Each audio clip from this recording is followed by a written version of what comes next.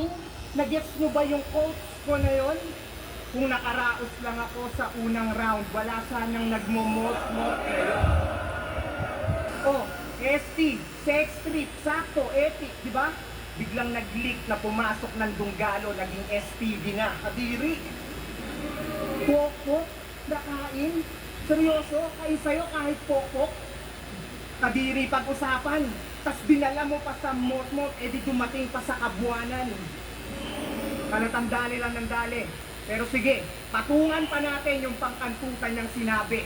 Susundutan ko ng detalye at ako'y magpapalabas din ng mensahe. Sumabay ka sa aking init, binanggit mo aking ngalan, pasalamat ka sa aking pare. Tinignan ka nila bilang matalik kong kalaban, kaya sa karir mo may nangyari. O di ba baon? Kaya yung reference mo na pang kama, wala na, natuldo ka na yun. Tira ka kasi ng tira, ayan, ikaw pa naputukan ngayon. Pero hindi pa tapos yung throwback, meron pa akong trivia na another. Noon pa lang dama ko na yung inggit niyang sa body language naka-channel. 2017, isa buhay finals. Ako'y nagpa-practice photo hustle. Sa sulok kung saan ako naroon, bigla akong nagpagulong ng bottled water. Oo, si Gago lang babader. Halatang gusto niya akong mag-suffer na mag-choke o mag-stutter.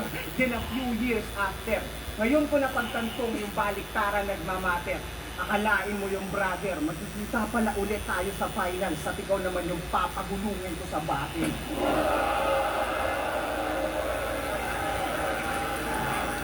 Probinsyanong inggitero sakin sa oportunidad. Kahit sa kapwa niya Bisayang nakalikha ng ugong sa syudad. Ginawa niya kay Kairam sa Cebu, yung galit ng mga Bisaya, sumiklab. Tinanong mo yung paggamit na ng punto, insulto. Bisaya kayo pareho, gatekeeper kumasta. Samantalang pag siya yung gumagawa ng tagbuelo, gusto mo kami mabilib sa ganda? Isa kang hipokrito, ang kinero, bitch please alam na. Baka nakakalimot ka, sa'yo rin ang galing yung disenyong ginawa mong